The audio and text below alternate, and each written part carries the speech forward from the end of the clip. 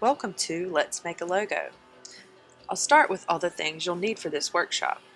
The manual from your handbook, this demo video that will be available in the workshop section on Mighty Networks, a pencil, a broadline marker, 2 cardstock pieces with guide marks on which to draw and cut out your design, a ceramic safety knife, a piece of colorful cardstock to print on, a piece of poster paper that has one shiny coated side and one side that is not coated. You have a handkerchief, but I'm using a scrap piece of fabric to print on, a foam paintbrush, some acrylic paint, and a surface to cut on. An old piece of cardboard or your box lid could work for this. Start by brainstorming with your band and sketching some ideas for your logo. You probably worked on this yesterday in band practice.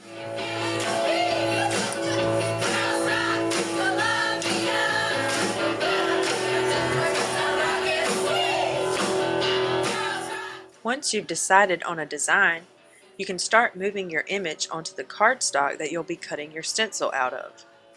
Use one of the 2 smaller pieces with the guide marks. Start by drawing with pencil and take a break before you trace over your image in marker if you need. It's important to take your time when completing the rest of the stenciling project. Everything from here on requires patience, but there is a second piece of cardstock if you need to start over at any time.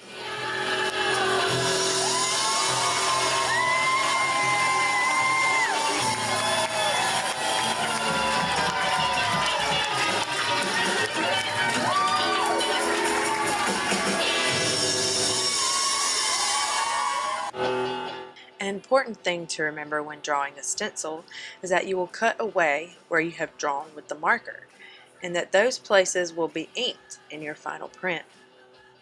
Once I started drawing the first lightning bolt, I realized that I'd done what I call making an island out of the inside of it. This means the whole shape of a lightning bolt would print, but I just wanted an outline of a lightning bolt in my stencil. Here's where stenciling can get a little tricky. I had to think about where I would not cut the lines, and I made an X there. When I drew the second lightning bolt, I remembered to leave the inside attached to the outside in some places.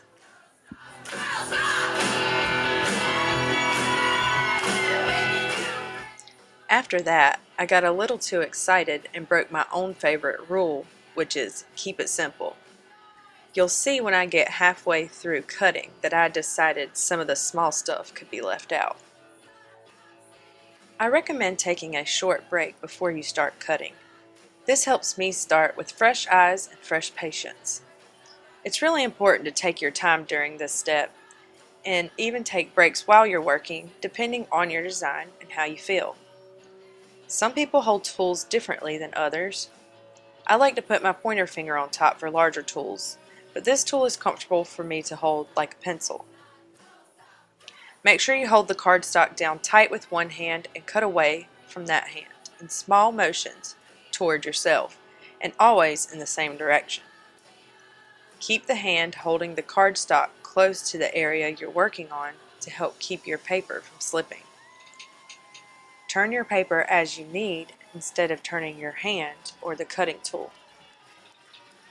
Part of the way through here, I decided to reinforce a couple of areas with some tape.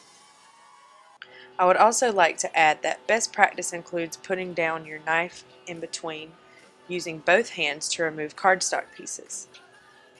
Thankfully, we are using ceramic knives for this project, and they are much safer than the traditional ones. You'll see in my finished stencil that I decided not to include some smaller details, and also that letters don't have to look like traditional letters. My A is an upside down V, and my G's kind of look like C's, but I'm cool with that.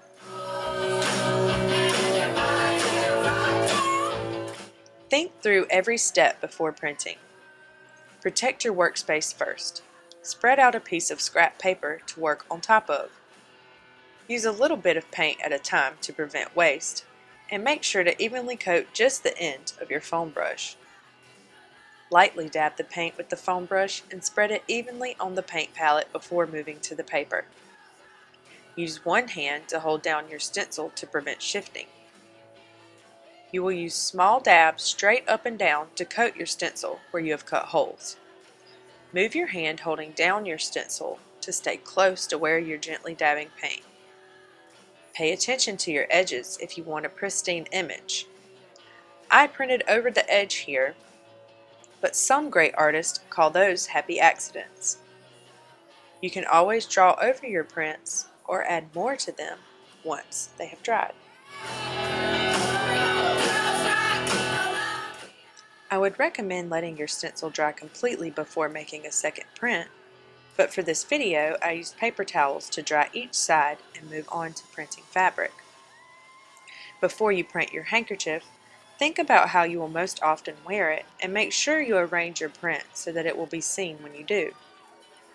Follow the same guidelines as printing onto paper, but once the ink on your handkerchief dries, someone can help you heat set it by running it through a hot clothes dryer, blasting it with a hair dryer, or sandwiching it between fabric to protect the image and using a clothes iron.